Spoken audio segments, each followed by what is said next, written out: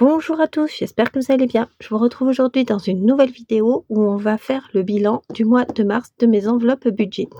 Donc, comme tout le monde, j'ai trouvé que le mois de mars était passé super vite. Tant mieux, parce que c'est un des mois que je n'aime pas trop dans l'année. Euh, Là, aujourd'hui, on est dimanche. Demain, on sera le 1er avril, donc ça, c'est quand même super top. On va finir le premier trimestre pour attaquer un deuxième trimestre. On a changé d'heure, j'espère que vous n'êtes pas trop chamboulés avec ce changement d'heure.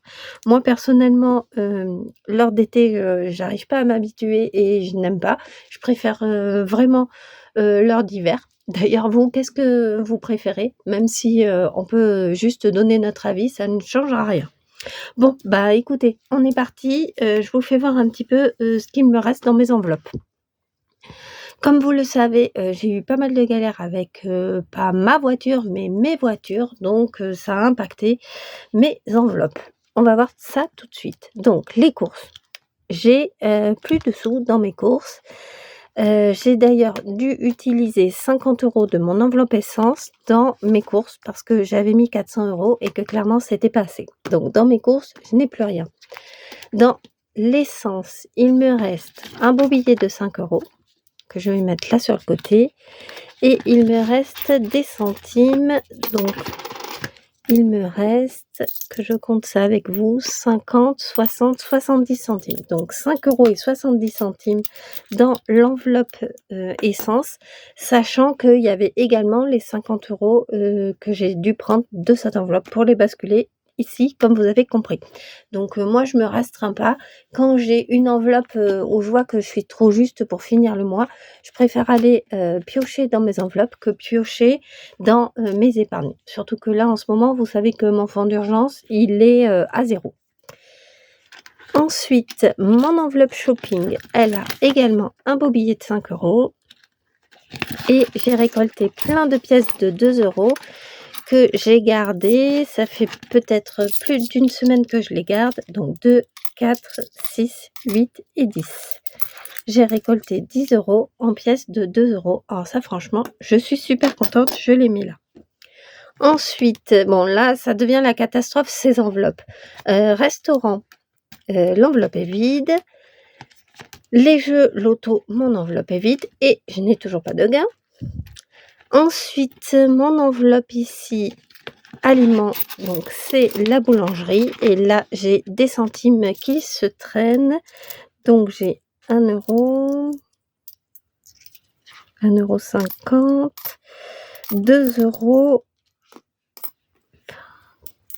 2,32 €. Donc ça, vu que je ne fais pas de défi sur les 1 € et vous savez toutes mes pièces de centimes, je les réunis ici. Elles iront dans ma petite tirelire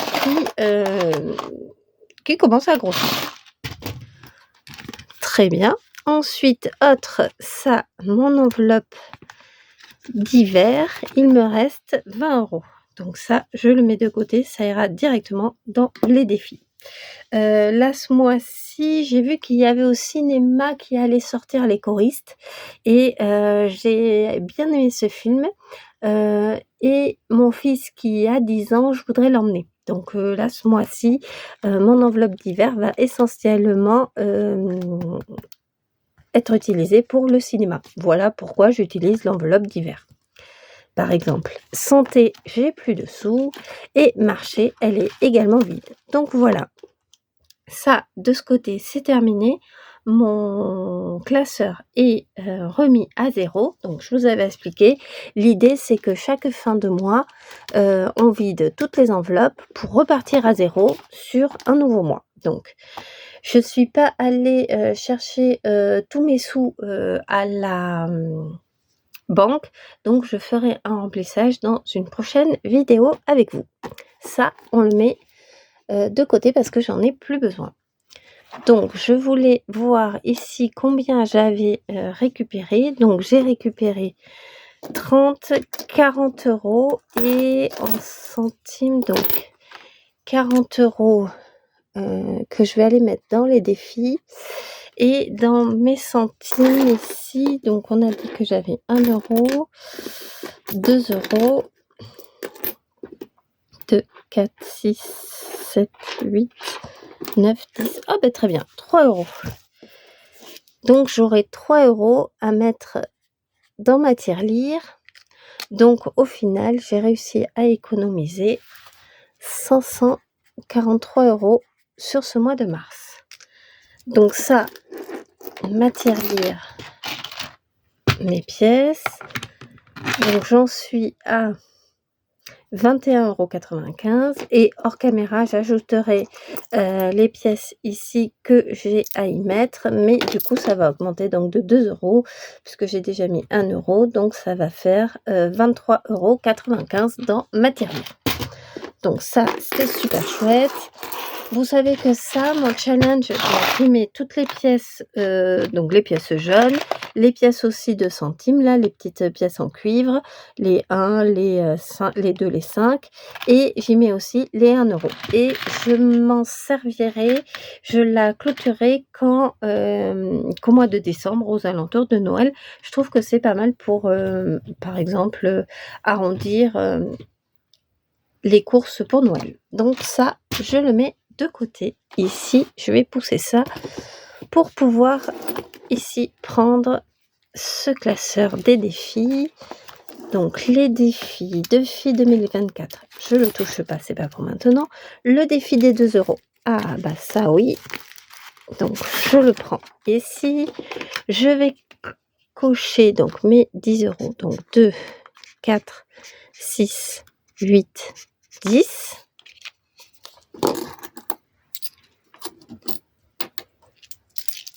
Je vais le mettre ici. J'ai toujours pas, je me suis toujours pas occupée de prendre un porte-monnaie, mais va falloir vraiment que je m'en occupe. Et ici, je vais mettre qu'on est le 29 mars, que j'ai ajouté 10 € et que je suis à 32 € dans mon défi des 2 €. Donc ça, franchement, je suis plutôt satisfaite de ce défi. J'ai pas de contrainte. J'ai pas de contrainte de temps pour ce défi. Par contre, j'aimerais bien qu'il soit terminé pour la fin de l'année. Je pense que c'est possible. Voilà. Dites-moi ce que vous en pensez, mais je pense que j'arriverai à le terminer. Ensuite, mon challenge des 5 €. Donc, je trouve que j'ai pas beaucoup de billets de 5 €. Enfin, c'est pas que j'en ai pas beaucoup, mais c'est surtout que je les prends et je les réutilise parce que voilà, j'en ai besoin. Donc, je sais pas, je trouve qu'ils marchent moins bien que les années précédentes. Écoutez, c'est pas grave, j'y ajoute quand même mes 10 €. Donc, je les mets à l'intérieur.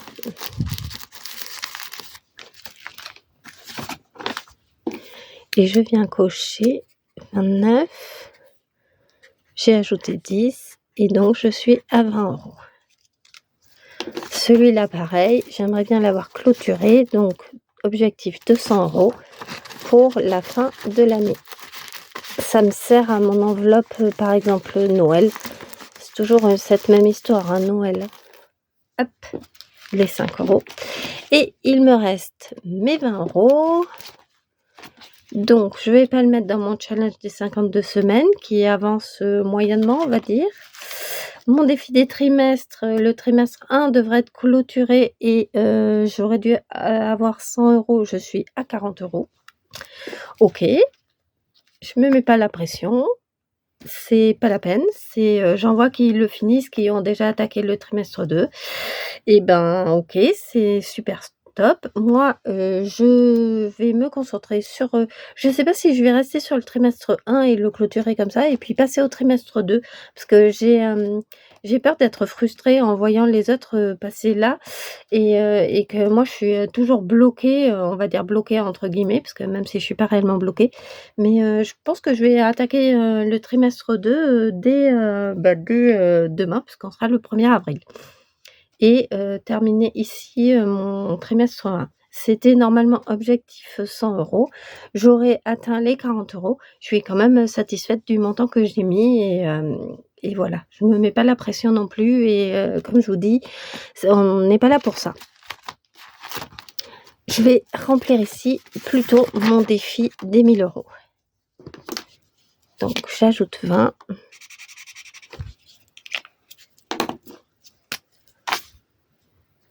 Au 29, j'ajoute 20 et je suis à 80.